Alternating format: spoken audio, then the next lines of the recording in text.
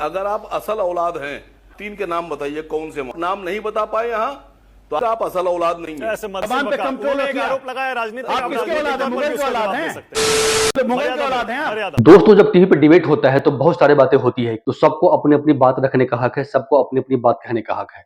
हो सकता है कुछ बातें आपको सूट ना करे, कुछ बातें आपकी जो दूसरों को सूट ना करे, लेकिन आप मर्यादा में, एक सीमा में रह के बात करेंगे ना। ऐसी बातें तो नहीं करें जो किसी को चोट पहुंचाए। आज तो सारा का सारा सीमा यहाँ पे लांघ गया। कुछ भी बोल दोगे, अनर्गल बयान करोगे, इतने पर्सनल हो जाओगे, किसी को ये कह दोगे कि तुम असल औलाद नहीं हो। ये बताता है कि तुम्हारी क्या कैटेगरी है। बल्कि ये ध्यान रखना चाहिए कि जब भी टीवी पे कोई डिबेट होता है तो पूरी दुनिया देखती है और उस डिबेट के आधार पर एनालिसिस करती है कि इस पैनलिस्ट का क्या कैरेक्टर है, ये कितना नीचे जा सकता है, कितना ऊपर जा सकता है। इस डिबेट में कुछ ऐसा ही हुआ। सवाल का जवाब दीजिए, अगर सवाल सूट नहीं करता है तो आप बोलिए, अपनी बातें रखिए, लेकिन जब आपके पास कोई जवाब ना हो तो उल्टी सीधी बातें करोगे, ये कहां तक जाएगी। देखिए, इस डिबेट में कुछ ऐसा ही हुआ है। चैनल को सब्सक्राइब करिए, वीडियो को लाइक करिए, क्योंकि ऐसी वीडियो आपके लिए आगे भी आते रहेंगे। 15 मिनट आपने बुलवाया, इनसे 14 मिनट और नॉन स्टॉप बजाय ऐसा लग रहा था कि डिबेट नहीं हो रही है। हम लोग दर्शक हैं और ये एक बहुत बड़े, एक देश के बहुत आला उनका लीडर है और ये भाषण दे रहे हैं। मैं शुरुआत करता हूं इनकी उस बात से जिसमें ने कहा कि ओवैसी साहब के ऊपर इन्होंने कहा कि एमआईएम के लीडर ओवैसी के पास 3000 एकड़ जमीन, 6 माल चल रहे हैं वक्त पर, 3000 करोड़, 3000 असल औलाद हैं। सुनिए, अगर आप असल औलाद हैं तो आपने कहा 6 माल चल रहे हैं, आप 3 के नाम बताइए कौन से मॉल हैं। और अगर आप नाम नहीं बता पाए यहां तो आप समझ लीजिएगा आप असल औलाद नहीं है। ऐसे मत बोलिए, क्यों ऐसी बात करते हैं? असल औलाद अपने आप पर रखिए, समझे ना। मुझे असल औलाद बताने की जरूरत नहीं है। जबान पे कंट्रोल आरोप लगाया, राजनीति आप किसके औलाद हैं? मुगल के औलाद हैं। आसिम वकार प्लीज, मुगल के औलाद हैं, मर्यादा में प्लीज। आसिम वकार बोलिए।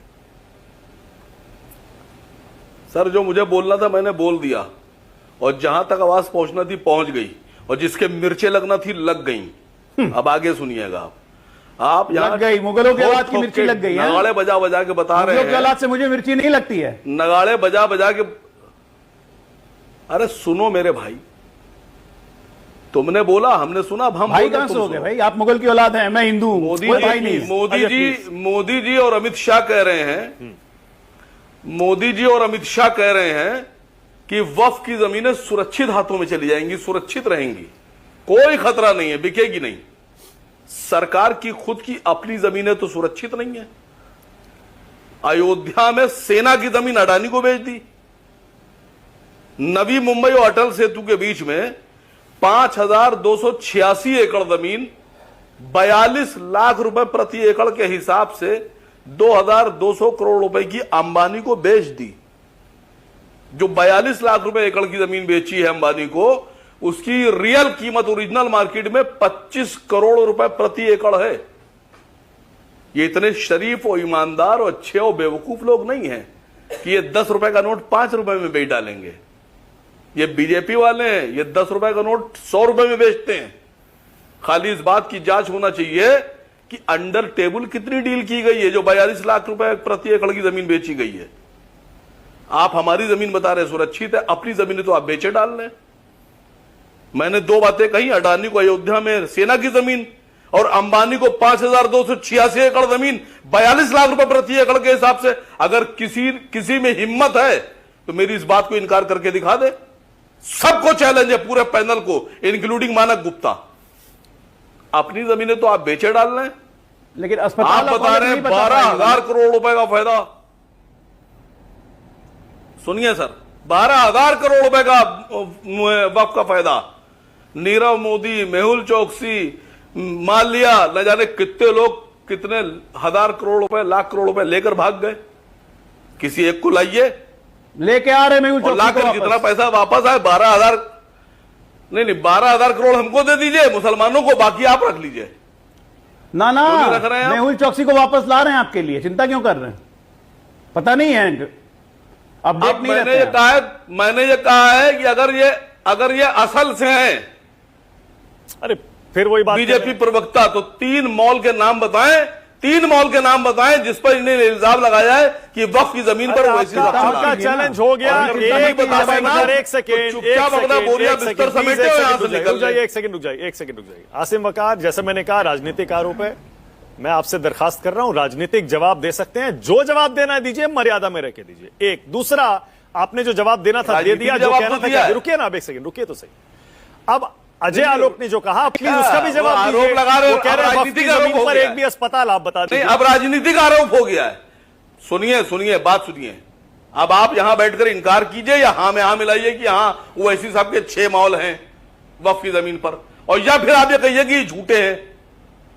मानव गुप्ता जी आपके चैनल पर आपकी डिबेट पे अरे आसिम भाई एक सेकंड, बोलिए, क्या आप एक पसंद मिनट करेंगे? एक मिनट। अजय आलोक का आरोप आप जवाब देंगे, मैं यहां जवाब देने नहीं बैठा हूं, मैं सिर्फ डिबेट करवाने और उसको मॉडरेट करने के लिए बैठा हूं। जवाब आपको देना है, मैंने आपको मौका दे दिया, आप कुछ कर। अब आप जरा अजय आलोक का भी जवाब दे दीजिए। राजनीतिक है क्यों? अरे मैं तो सिर्फ इतनी बात कह रहा हूं, मर्यादा में रहकर जो जवाब देना दीजिए ना, मैं आपको कहां रोक रहा हूं, आपको पूरा टाइम दे रहा हूं। मैं कह रहा हूं वक्फ की जमीन पर एक भी अस्पताल है क्या, वो बता दीजिए। अजय आलोक पूछ रहे हैं। मानक गुप्ता जी मुझे इस बात का जवाब दे दीजिए कि 5,286 एकड़ 42 लाख रुपए से वो जमीन अंबानी को बेची गई जिसकी कीमत 25 करोड़ रुपए। अच्छा ठीक है, ओके, ये बात आप 4 बार बोल चुके हैं, अब आगे बढ़ते हैं। रुकिए ना एक मिनट, एक सेकंड, अब आगे बढ़ते हैं जरा। आप प्रधानमंत्री की बात का जवाब दे दीजिए। वो कह रहे हैं कि पुराने वक्फ कानून की वजह से ही मुसलमान आज पंक्चर बना रहा है, जवाब दीजिए। नहीं, अब प्रधानमंत्री जी का भाषण मैंने सुना, पहले कि कांग्रेस ने कोई मुसलमान अध्यक्ष ही नहीं बनाया आज तक, और इतनी मोहब्बत प्रधानमंत्री के होठों से टपक रही थी कि बह रही थी नालियों में मोहब्बत मुसलमानों के लिए। तो एक साहब को मैंने फोन किया, मैंने कहा प्रधानमंत्री जी ये कह रहे हैं, तो उसने कहा हाँ वो जेपी नड्डा खान साहब है ना आजकल अध्यक्ष बीजेपी के, कहने के भारतीय जनता पार्टी कैबिनेट में 18 मंत्री हैं मुसलमान, केंद्र की सरकार में। आप बताइए, सूप तो सूप छलनी बोल रहा है, इतनी छेद है उसके अंदर, एक मुसलमान सांसद नहीं पूरी पार्टी में, आप यहां ठेकेदारी उठाए फेंके दे रहे हैं। अरे आप कांग्रेस की तरफ से क्यों जवाब दे रहे हैं? मुसलमानों का कांग्रेस की तरफ से दीपक झा जवाब दे देंगे, आप अपना जवाब दीजिए ना। मैं आपसे जो पूछ रहा हूं उसको बताइए। आप कहते हैं मुसलमान अगर सड़क पर नमाज पढ़ लेगा तो आप पासपोर्ट जब्त कर लेंगे उसका, आपको बहुत मोहब्बत है। आइए हमारे साथ, हम दिखाते हैं कितनी सड़कें रोक कर रोज सड़कों रोककर आसिम वकार आज जवाब नहीं दे रहे। आसिम वकार आज सवाल के जवाब में सवाल पूछ रहे हैं, आप तो खूब जवाब देते हैं भाई, आज क्या हो गया बताइए ना जरा। प्रधानमंत्री कह रहे हैं पुराने वक्फ कानून की वजह से मुसलमान पंक्चर बना रहा है, दीजिए ना जवाब। नहीं, ये तो मैंने आपसे कहा ना कि जब मुसलमान यहां नहीं थे, जब मुसलमान भारत में आए नहीं थे, उससे पहले से दलितों के पीछे झाड़ू बनवाते थे और आगे हांडी बनवाते थे, कुएं पे पानी नहीं भरने देते थे, मंदिर में जाने नहीं देते थे, दूर से सूरज की परछाई अगर पड़कर किसी ब्राह्मण में पड़ती थी तो सड़क हो जाती थी। तो उनके लिए क्या कहेंगे आप? ठीक है, जवाब है। ओके, अब एक सवाल और आसिम वकार, बोलिए। एक सवाल और, ओके, अब एक सवाल और। अब फिर यह भी बता दीजिए, बंगाल में दंगे कौन करवा रहा है? बीजेपी करवा रही है, ममता दीदी करवा रही है? नहीं, देखिए बंगाल में बीजेपी वर्सेस टीएमसी लड़ाई चल रही है, और यहां तो आप मानक गुप्ता जी बड़ी बड़ी भाषण आप देते हैं टीवी पर बैठकर, मुसलमान ने यह कर दिया, इसका घर गिरा दो, उस पर बुलडोजर चला दो, उसको जेल भेज दो, उसका पासपोर्ट जब्त कर लो, है उसकी गाड़ी तोड़ दो। और यहां करनी सेना ने जो आगरा में किया, बुलडोजर लेके चली गई करनी सेना, आपने फिर जवाब नहीं दे रहे। आज आसिम वकार क्या हो गया आपको? आज सारे मेरी जो सीधी सीधी बॉल फेंक रहा हूं मैं, तो बाउंसर भी नहीं डाल रहा हूं मैं, सारी छोड़े जा रहे हैं, खेल क्यों नहीं रहे आज? अरे आपको बॉल सर आपको बॉल ही नहीं फेंकना आती है। अरे कमाल कर रहे हैं, सीधी सीधी बॉल फेंकना उसको भी छोड़ रहे हैं। भूल गए आप बॉल फेंकना। मैं पूछ रहा हूं मुसलमान पंक्चर क्यों बना रहा है, प्रधानमंत्री कह रहे हैं, उस पर जवाब नहीं दे रहे। नहीं, मैं पूछ रहा हूं, अजय आलोक ने जो कहा एक भी वक्फ की जमीन पर अस्पताल बता दीजिए, उस पर जवाब नहीं दे रहे। मैं कह रहा हूं बंगाल में दंगे कौन करवा रहा है, उस पर भी जवाब नहीं दे रहे। पर्सनल हो जाना, अब पर्सनल होते होते इतना चले जाना जो किसी को इतना चोट पहुंचाए जिसकी कोई सीमा ना हो, ये कहां तक जायज है? आपकी क्या राय वीडियो पर कमेंट बताइएगा। मिलेंगे जल्दी, तब तक के लिए धन्यवाद। जय हिंद, जय भारत।